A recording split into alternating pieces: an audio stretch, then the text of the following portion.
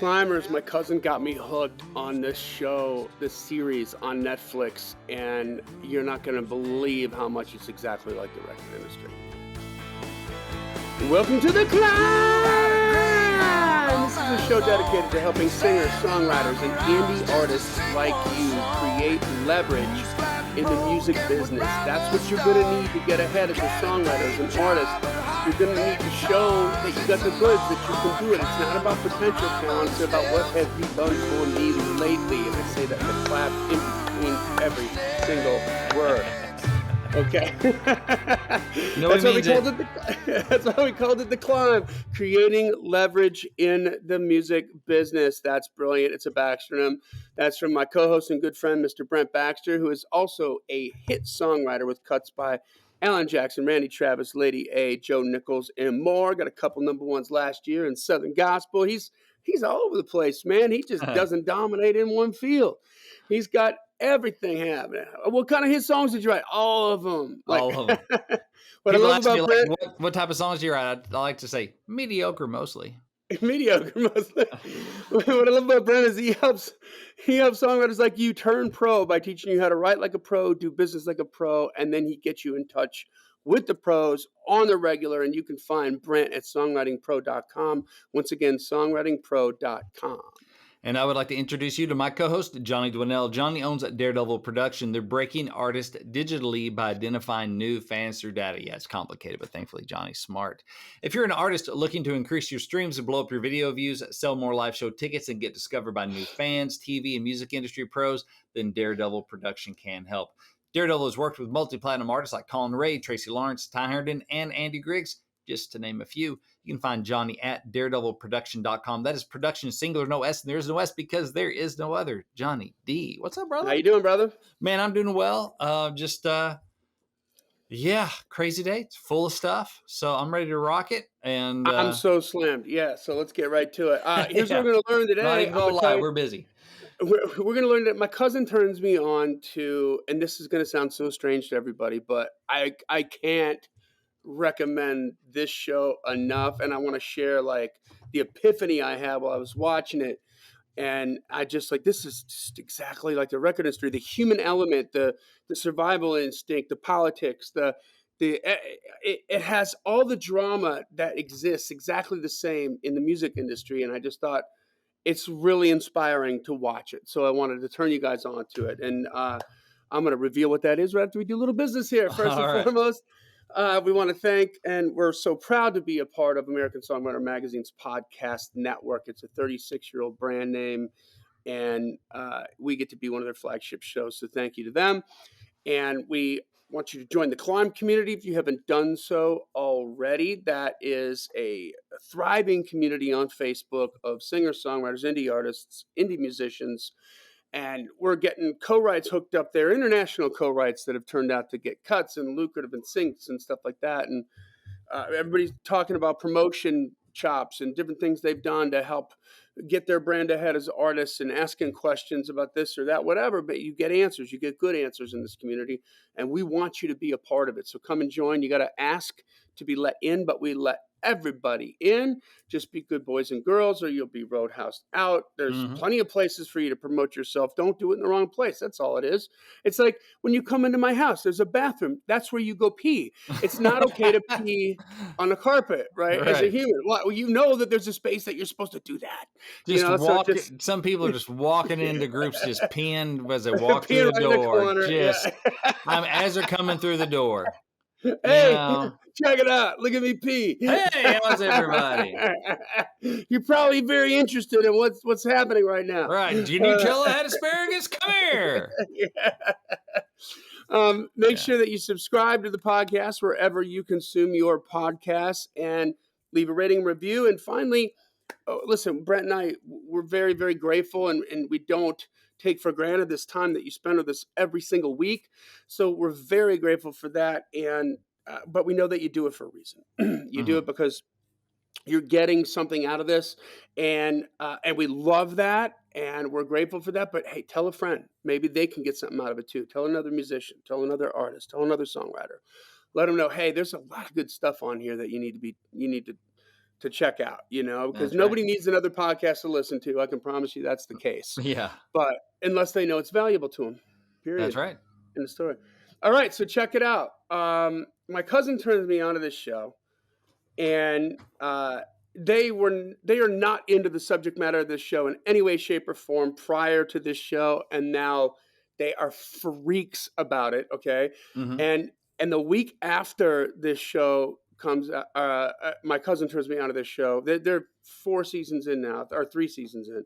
The week after that, Bob Lefsetz writes a freaking blog on it. Okay, and he's already written like three in the past 2 weeks because he is freaked out about it. It's a documentary from Netflix. It's an original Netflix series, and it's about Formula One racing, if you can believe it or not. It's called Formula One Drive to Survive. Hmm. Okay, and it is taking normal morons like me, my cousin, and Bob Lefsetz, who know nothing about racing, and turn us into freaking crazy Formula One fans. Okay, So these are the fancy cars, like the not the NASCAR racing. This is the Formula One. This is like when they're racing through like downtown Paris and stuff, right? exactly. These are all the Grand Prix like that are Hmm. in Monaco and in they have one in the United States. They have them in France, yeah, Hmm. in Spain, in the Middle East. It's crazy and it's absolutely fascinating. And there's so many comparisons to the record industry and to artists and to songwriters that I couldn't help but share. I mean, the drama is real. You get to really know the stories about these all these teams, right? Because they're Hmm. going in deep on these teams and they're talking about all the stuff that happens on these races, like 2 days before the race, and when you get there, and then get qualifying, and where some tracks qualifying is everything because there's not a lot of room to overtake in the track, right? So there's not a whole lot of passing that goes on. So it really matters where you qualify, and you have drivers that are well. Here, I'm going to break it all down for you. All right, So let's do it. here's the deal. So again, Formula One Drive to Survive. You're going to get hooked on this. I promise you. You're going to. It's so fascinating, and again, the drama is incredible, real. So just like your drama is incredible and real as an artist, as a Hmm. songwriter, as a musician, right? And what I found interesting was the struggles of the teams and the drivers and the insecurities of the drivers and how they talk about getting their confidence back after after losses, Hmm. after their team hires a new second driver who's gunning for them, because even drivers on the same team are still in competition with one another, Well, right? that's like Which is weird, yeah, that's like artists on a label. I mean, you're still competing to get the push, especially right? in the old model, like competing to get on the slot on the radio, Right. Yeah. right? Which Hmm. which which is changing, but or getting their confidence back after a crash, right? Hmm. After a devastation.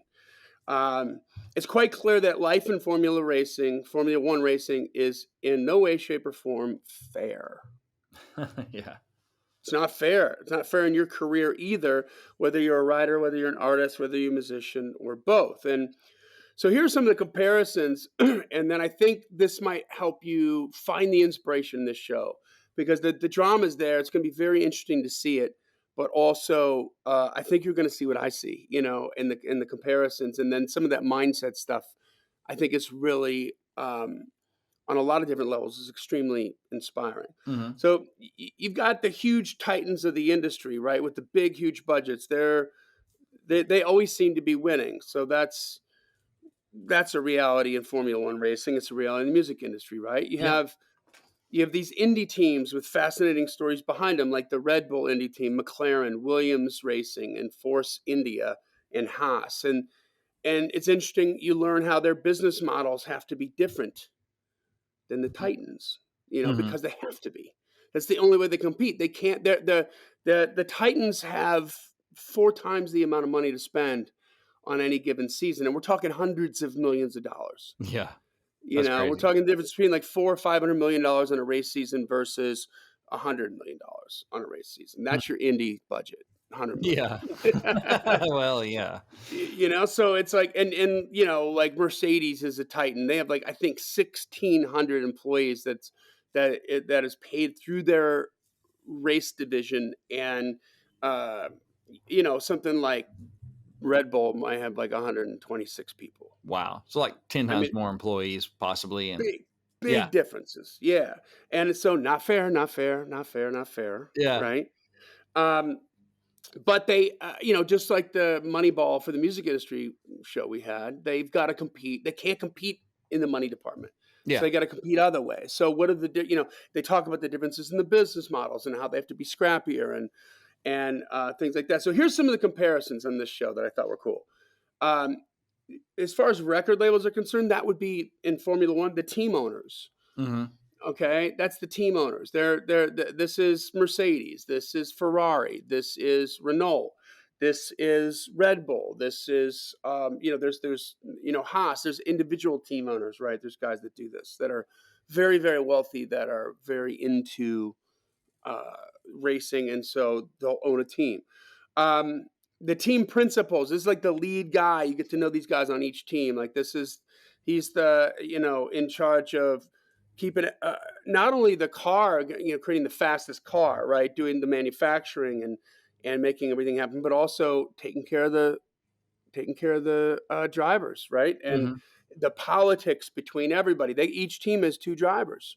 Yeah. So there's always going to be one driver gunning for the other driver, Yeah. and the team principal's got to be the one to babysit everybody and make that happen. The engineers and the tech team that are behind the scenes that make that car go fast, that make that car have the potential to go fast, the potential to win. These are your songwriters, right? These are Hmm. your engineers and your producers in the Yeah. studio, the people that make it competitive, and then finally, your artist in this case is the drivers, and they are famous. They Hmm. sign autographs, they have endorsement deals, they have all that stuff, and they are the difference between two identical cars from the same team. One guy's going to do better than the other guy. Why? Because their skill set in driving. They know when to lay back. They know not to get road rage and get pissed off. They know Yeah. there's so many things like that happen, even between teams. One guy Hmm. bumping another guy off the track, out of the race. You're done. You wrecked your car. And it was on purpose, and they want to kill each other, but they're on the same team. It's it's really, really interesting. These drivers, they they have their dream jobs. Yeah. That made me think of artists and songwriters, Yeah. right? They're making a really good living off of doing what they've always wanted to do, And they and want to there's only keep it. and they want to keep it, right. And there's only 20 of them. Mm. There's only 10 race teams in Formula One that are allowed on the track, and each team has two drivers. There's 20 drivers. Are That is very That's a small. bottleneck. That is a That bottleneck, is the right? definition of a bottleneck, I think. Now, are there other Formula One teams other than those 10 that are trying to bump one of the 10 so they can be one of the 10 on the track? Does that kind of I'm work that sure way? there are. I'm sure there are, but I think, and I don't know what the criteria is for what teams get on the track. Hmm. Um, but yeah, I'm sure there's like this one team, Force India, was the first race team for Formula One that was owned by an Indian billionaire, Hmm. and there's a lot of drama with that. We'll get to that in a second, but Yeah. they came from out of nowhere and then got on there. So I think just a certain level of qualifying and competition that Hmm. you have to do to be able to get into those top 10 slots. Okay. Just curious. Um, but don't quote me on that. Like Yeah. I'm halfway through the second season. Um, so there's only 20 drivers, and it kind of sounds and feels like the old music industry a little bit. I thought Hmm.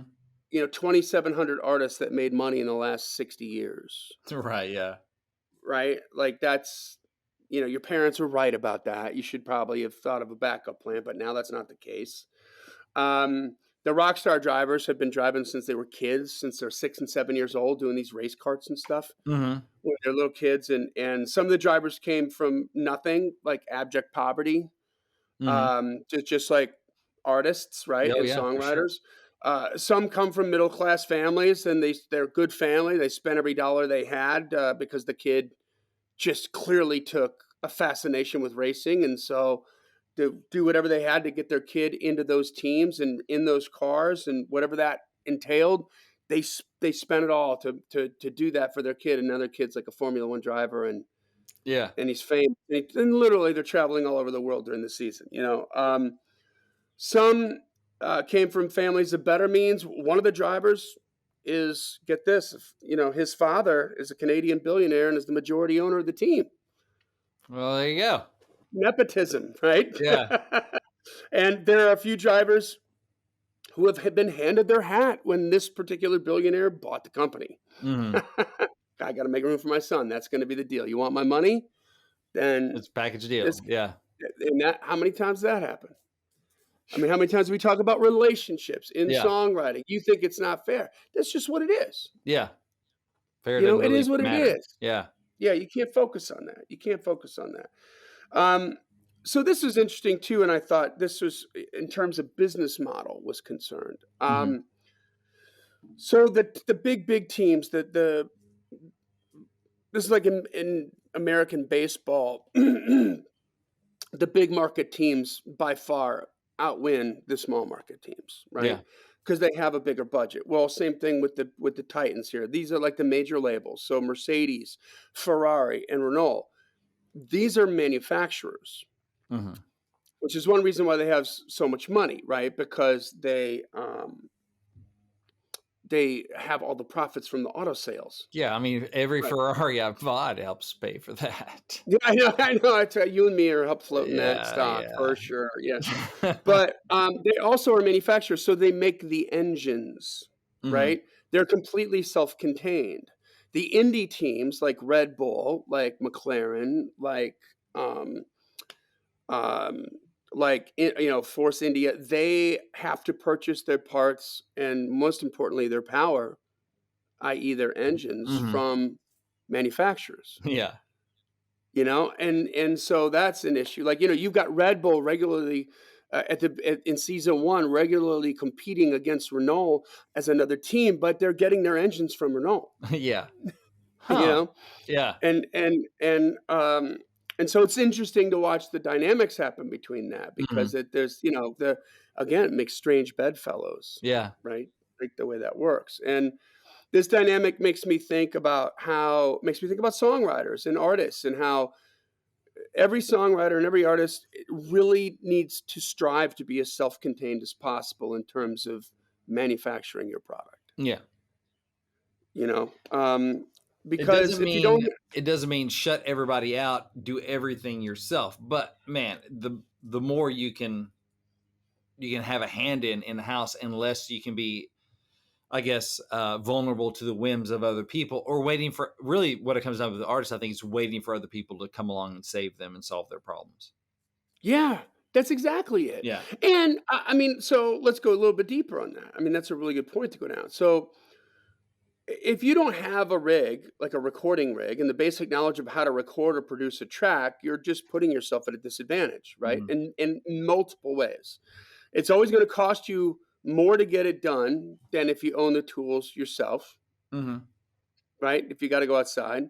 And also the understanding what's going on, like how they're making the donuts and being able to have input Yeah. that's intelligent about, what? No, I want you to bring the room mics down. I want you to, where you're really coming from that creative place because you've been able to, get elbow deep in that. Mhm. And it's, if you own the tools and you get it done yourself, it's just going to be less expensive and you're going to be more intentional and more intelligent on it. In this scenario, like if you're an artist or a songwriter who doesn't invest Mhm. in the tools that you need and invest in the education that you need to manufacture the art that you create, then you're choosing to make it more expensive to succeed, right? Yeah. You're also limited, and this is what's really huge, especially in a paradigm market shift like we're going through right now in the music industry, you're limited on innovation. Mhm. You You don't can't get be to as just nimble, right? You just can't play in the sandbox and have across a happy accident. I mean, if you're spending money to go in and do demos and it's a demo slam, man, the train is on the tracks and you don't get Yeah. to sit around and fart around. Like, you're there to manufacture it, and this is what's gonna happen, and boom, Yeah. boom, boom, and you take what you get, you know? Yeah. And so no, but knowing what you want before you get in there because you've innovated a couple things, and you know what? I think, like, this is the base thing we need here, and here's why, and, "Oh, yeah, okay, got that, cool." Mhm. Which might not be something that your bass player would think about, right? But Right.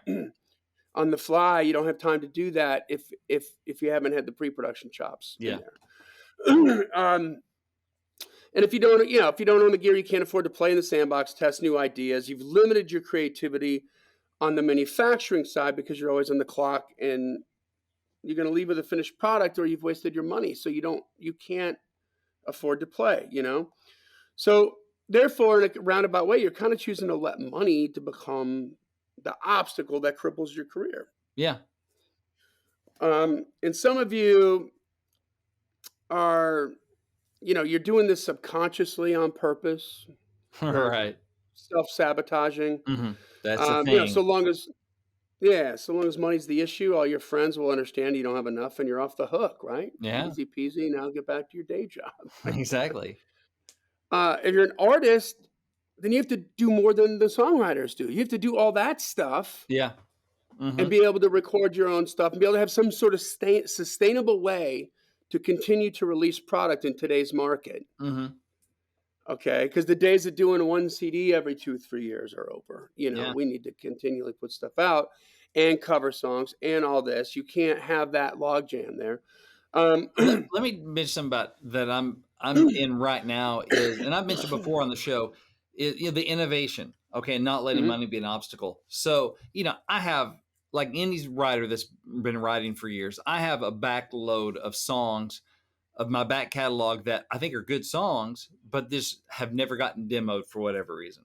Maybe it's one I had with the publishing deal, and they just, it wasn't one of the ones that made the demo that month or that week or whatever. And I right. was like, oh man, in certain situations, this would be good to pitch. And this never happened. Now that I'm out of that publishing deal, or maybe it's a newer one that, I'd have to pay for myself. Like any of these I have to go out of pocket on, and there are just so many of them. But you're like, man, given the right situation, that could fill a slot on something. Maybe an indie record, maybe a major, but it's just unusual. It's not a pitch you can go everywhere, and I'm just not sure about that investment because I do have limited resources, right? So what did I end up doing? Knock knock, Belmont. Hi, I need some interns. Right. Yeah, And so for the last right now in the summer semester and then previous semester in the spring, I got some Belmont interns to, like, okay, you're a demo production intern. You going to school, you want to be an engineer, you want to be a producer. Great. Here's some hands-on experience. Here's some yeah. With songs some good songs. that are work tapes that haven't been cut yet, that haven't been demoed. I want something to do with these. I want to be able to pitch these. That's the goal. Get these in a pitchable form. And, some have worked better than others, but I'm not paying out Right. of pocket. They're doing it for school credit. And hopefully, as I tell them, I would love nothing more than for us to be able to go to a number one party together and for me to fly your flag going, they did the demo while they were in school. You know, Yeah. it's building their portfolio on professional songs because these are all professional And their songs. knowledge base on a real world application. Exactly. So they're learning. And so I've had some good experiences. I had some songs that I'm pitching around now from what one of my guys did last semester. Oh, that's cool. I didn't know you were doing Yeah, that. yeah, and because I was like, I got these songs, I want to demo them. What do I, how do I make it happen? Right, with Mhm. limited resources, I can't just go spend $800 a pop. All these for little, limited, maybe outcome songs, and some are just good songs that just never. And it always bugged me they never got demoed. And so now I have a female working interning for me this summer that she's working on some female songs, and she's kind of a one stop shop because she's a singer, songwriter, producer, and she's young and she's learning.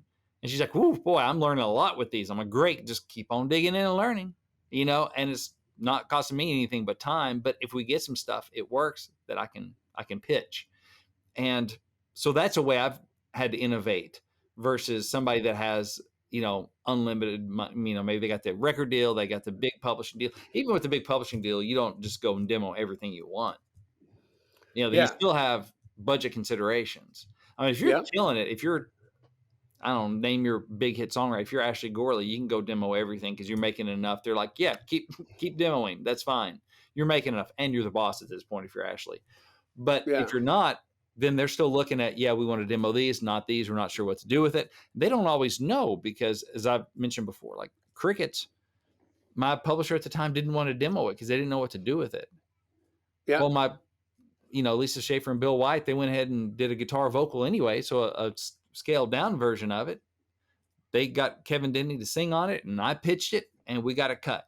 And it was a Joe Yeah. Nichols title track that the publisher didn't know what to do with. So, and it was on hold for some other people around, before Joe Well, I'll got a stop hold of it. right there and just say that again. I mean, say like repeat what you just said because here's a situation where you're professionally signed to a publishing Yeah. company and it's still limiting your output Oh, because exactly. they don't understand what you did with that, which happens. This is just real Yeah, world just stuff.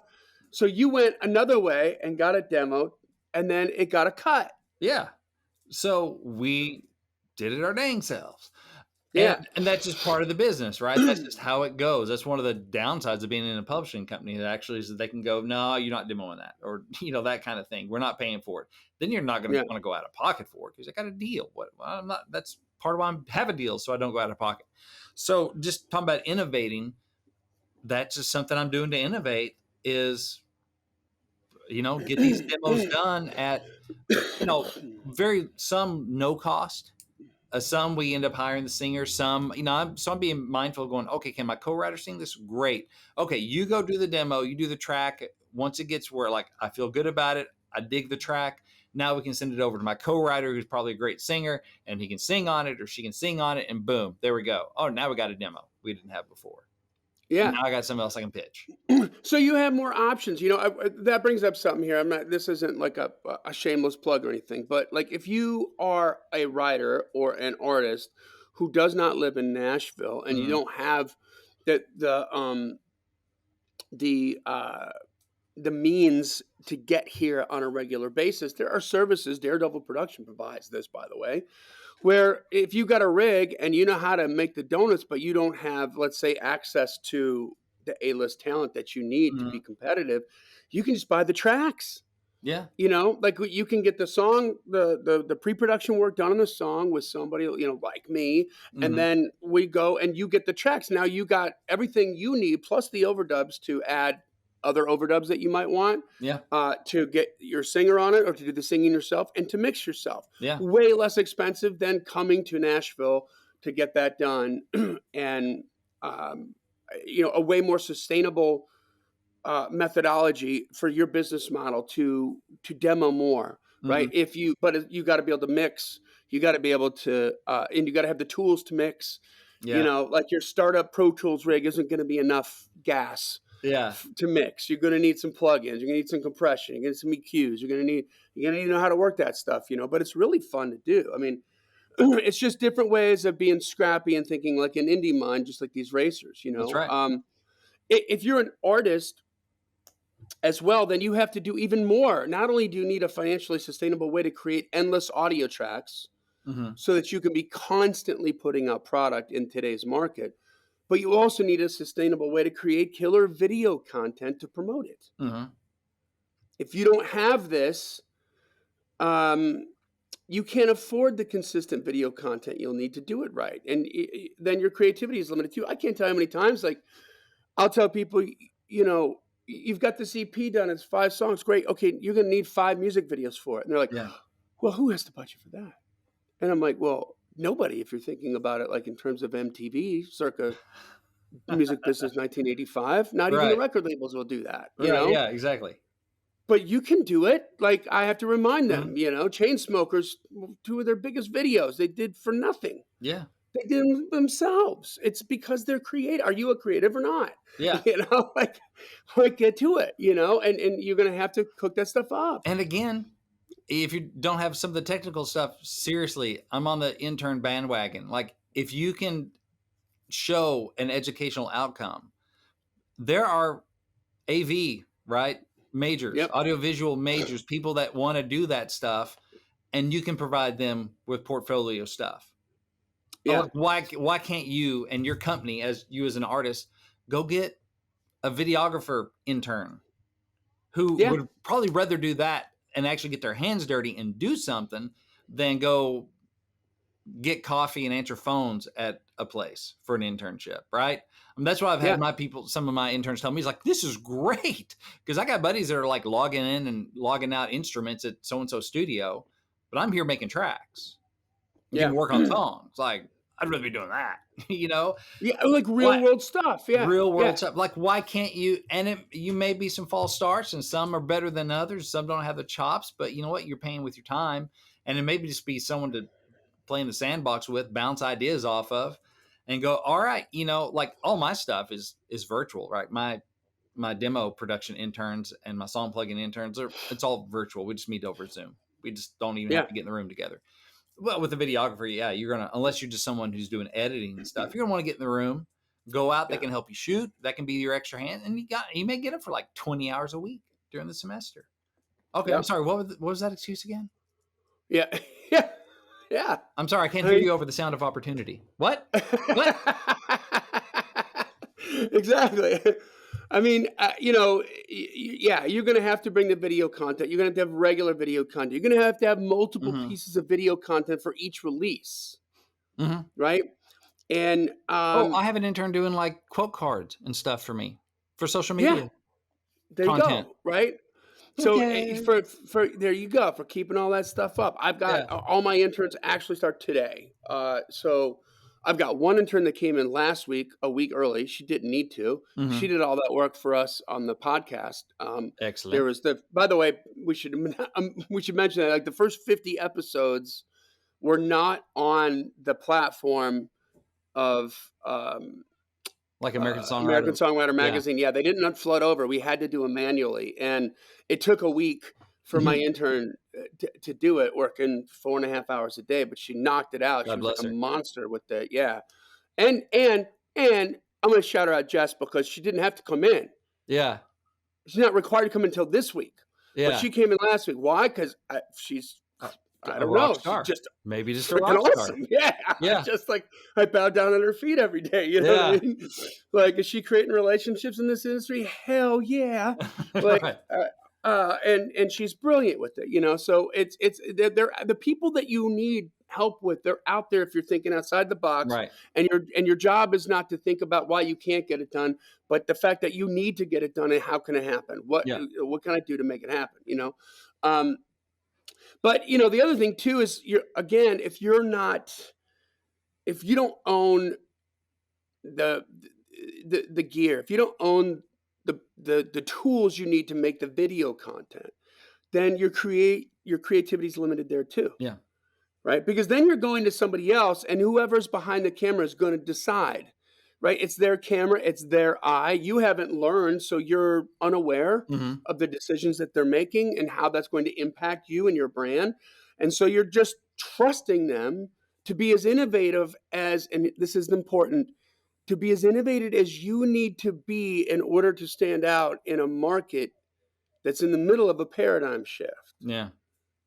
right? So this is why, I mean, like Daredevil, we last year we purchased a bunch of gear, Mm-hmm. for this because you know what? It's easier for some of my corporate clients who are remote, like they're not in Nashville, to go to a videographer that's local to them. Mm-hmm. But what do I get? I get amazing production on the video quality, amazing production on the audio quality. It's a highly professional company that absolutely has no freaking idea what I'm going to do with this content on a digital platform. Right.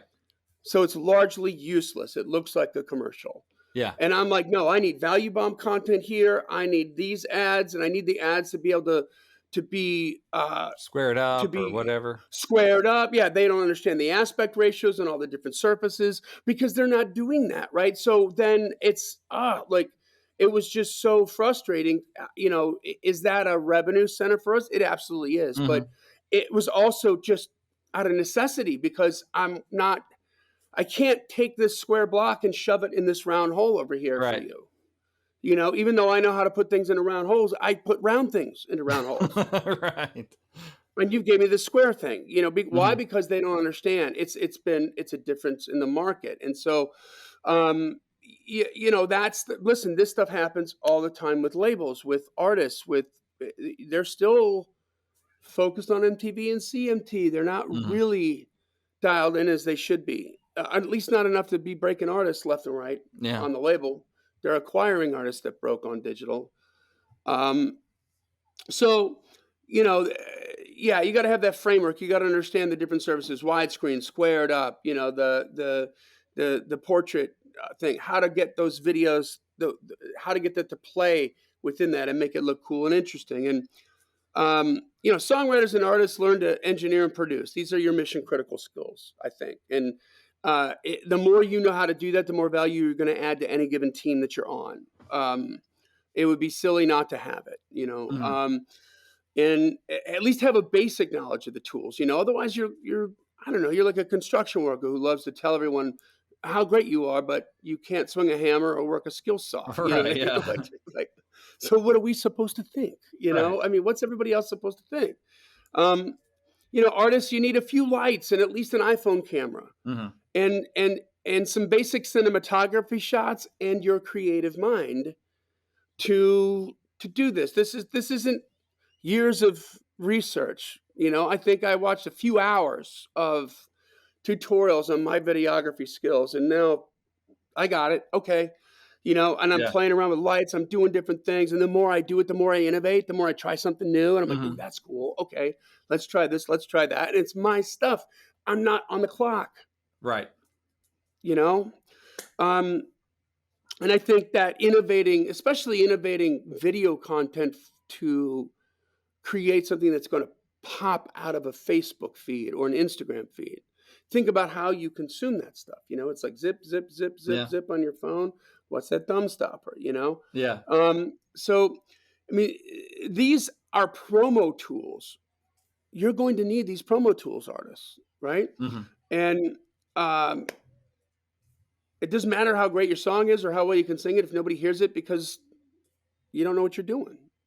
You know, and if you take this work on yourself, if you don't do it, you're relying on other people who are very professional and they might even have pedigrees, Mhm. right? They might even be a big brand in that world, but you want them to adapt. You're trusting them to adapt as quickly as you need them to so that you can pop during a paradigm shift in the marketplace. Again, it's like they won't adapt that fast, Mhm. so you won't. Right. You know what I mean? Like Tim McGraw doesn't need to break on digital. So if Right. you've got Tim McGraw's video guy, God bless you, Yeah. but that it's going to work for Tim McGraw. It doesn't necessarily mean that it's going to work for you That's right. because you need to break on digital. You know, so just to kind of bring it back around here. I mean, in Formula One, as a team and as a driver, guess what? You're only as good as your last race. Mhm. Literally, only as good as your last race. And as a songwriter, you're only as good as your last song. Yeah. You know, and if you think about that, because I'm going to say this one more time, as a songwriter, you're only as good as your last song. So if you're one of these songwriters that's on the amateur level, you've written 3 songs, and your mindset is to just keep shopping these around to see if anybody loves them, and then you're going to make a decision about whether or not you want to be a writer. Mhm. You've already lost. Don't bother. Yeah.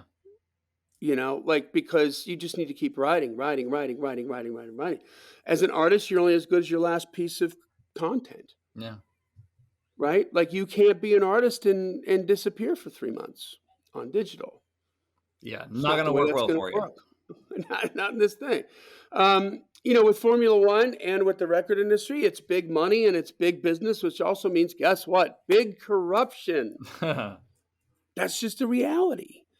You know, I was telling you about the Force India race team, and it was the first Formula One team to be owned by an Indian billionaire who is also the owner of Kingfisher Airlines, which is an Indian airline Mhm. that went out of business.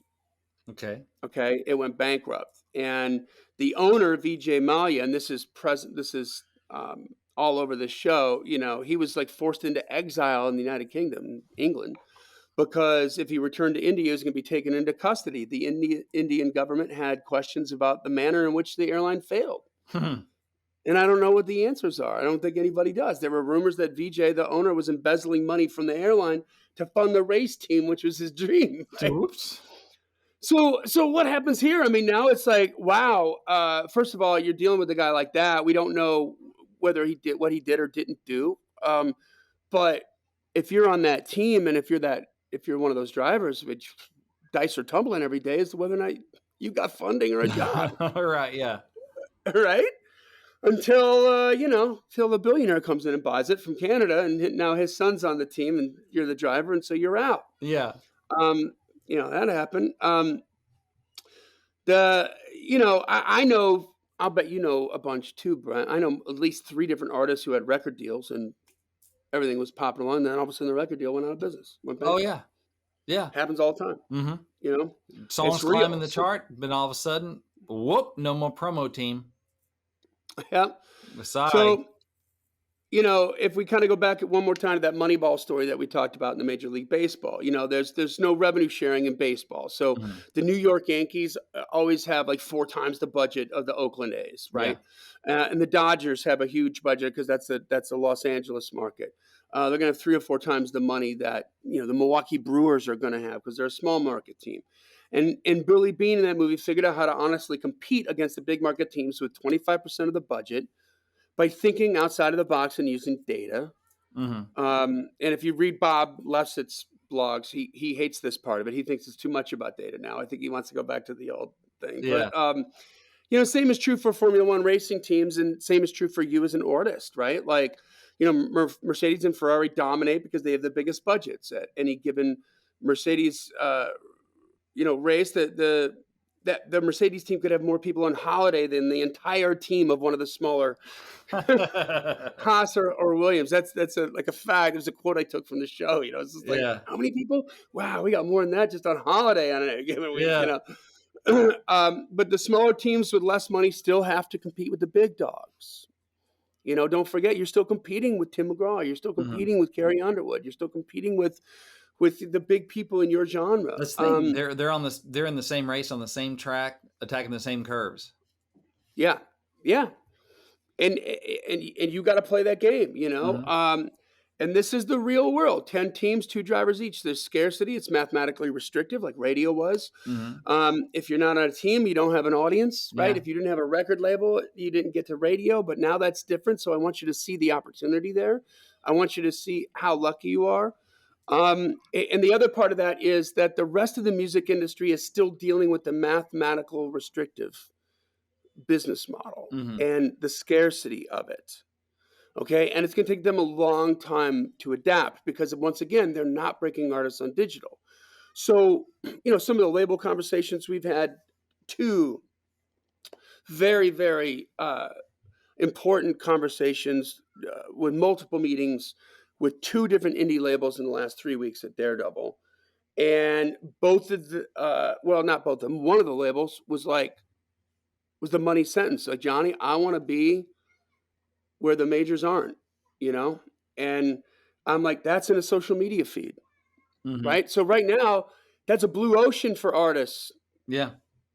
but it won't be for a while. So there's intense competition here. There's massive amounts of jealousy even between team members and other drivers. There's massive positioning. If the label likes this driver or artist more than the other driver slash artist, then there's no love lost between the drivers from the same team. First season, lots of drama with Red Bull because they bring this new kid up who's younger than their rock star guy, Mhm. and the rock star guy just feels like he's not getting any love. Yeah. And how's that going to turn out? Yeah. And mindset matters, and that's what I love, the mindset from all these Formula One teams. It's a team effort. Behind the scenes, the team are killing themselves to make the fastest car, which is like the best song and the best recording, writing the best song, getting the best recording, the most competitive recording. And the drivers want to win. The artists want to win, to honor their teammates who work so hard. And when everything goes, because stuff goes wrong all the time. Tires blow, engines blow, stuff that's outside of the Mhm. driver's control. And then he's just out and they don't get points and they go down in the rankings and that stuff happens. But when everything's working right, they don't want to miss a second. Yeah. They want to squeeze every ounce of success they can out of that. So, oftentimes a race is blown because of mechanical failure. Sometimes it's blown because of bad team decision on when to pit or when to change from wet tires to dry tires because they race in the rain Hmm. in Formula One. And oftentimes Drivers screw up, make one little tiny mistake, puts them into a wall. There's just intense pressure to perform. Drivers can get inside their own heads and lose confidence, like artists and songwriters do. And they all got a little bit of, they've all got confidence issues, like real humans do, like we all do. And there's driver meltdowns where they'll get into a slump in a season and they can't get it. You just keep crashing into stuff because they can't get out of the slump. So this is all amazing. And then, a win or at least a great performance from a driver who is still in a poor mental mindset doesn't work. It's not enough to change. You've got to change the mindset, and then you got to have the win. And then it starts to get back into place, So I just was looking at that whole struggle with mentality and staying on top, and listening to each driver. They speak candidly in this show about their pressure, their insecurities, their wins, their failures, their battle back to be as consistent as possible. This is exactly what we go through as artists and songwriters. And I just thought, man, great show. Go watch this show. You're going to dig it. And you'll see, I think it's just going to be inspiring. I think you'll see a lot of the similarities. So cool. Next time we get Netflix, I'm going to watch it. Yeah, check it out, man. And so that's it, guys. So listen, you need we are available for consultation if you want some one-on-one where we can help you connect some of these dots, some of the assets you have, maybe talk about some of the things some holes you need to fill, and help you become a more well-rounded artist and more presentable. We can do that. Just email us at info@daredevilproduction.com, put consultation into the subject line, and we'll get right back to you. We do charge for that, but listen, I think it just gets you going in the right direction. You know what you need to be doing. You know that you're being the most efficient you can be with your money and with your time. There's nothing better than that. So that's it, guys. Make sure that you join the C.L.I.M.B community, subscribe to the podcast, leave a rating and review, and tell a friend about it. This podcast exists because we want you to win, so keep on climbing. And we'll see you at the top.